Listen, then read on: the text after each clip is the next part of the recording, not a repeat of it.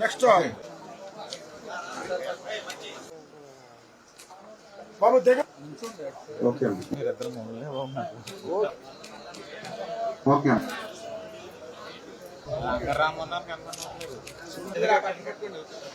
Next కోడూరే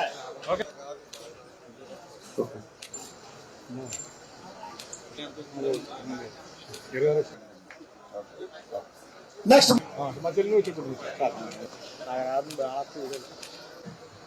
ఇది అయిపోయిందా battery మీది అయిపోయినట్టుందండి చూడలేదు మీది దీనిది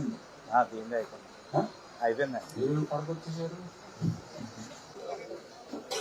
ఈ రోజు ఎవరైతే ఆసుపత్రులకి వెళ్లి వైద్యం చేయించుకుని ఆ ఖర్చులకి ఇల్లు బంగారము తాకట్టు పెట్టుకుని అప్పులు తెచ్చుకునేటువంటి ఆ యొక్క పేషెంట్స్ కి ఆ ఇంటికి భారం కాకూడదనేటువంటి ఆలోచనతో మళ్ళీ ఈ యొక్క ఎన్డీఏ ప్రభుత్వం వాళ్ళ యొక్క బిల్లులకి సిఎంఆర్ఎఫ్ చెక్కులు ఇంత పెద్ద ఎత్తున ఇస్తూ ఉంది అని అంటే, ఎందుకంటే మీ అందరికీ తెలుసు వారానికి ముందు ఇదే ప్రాంగణంలో, అంతకు ముందు వారానికి ఇదే ప్రాంగణంలో ప్రతి వారం ఈ మాదిరిగా పెద్ద ఎత్తున లక్షల రూపాయలు వేల బాధలకి వేల సిఎంఆర్ఎఫ్ చెక్కులు ఈ ప్రభుత్వం ఇస్తుంది అని అంటే మానవత్వం ఉన్నటువంటి ప్రభుత్వం. అంటే కక్షలు కేసులు వేధింపులతో సాగినటువంటి ప్రభుత్వానికి మానవత్వంతో కూడినటువంటి పాలనతో ఉన్నటువంటి ప్రభుత్వానికి ఉన్నటువంటి తేడా ఏంటనేది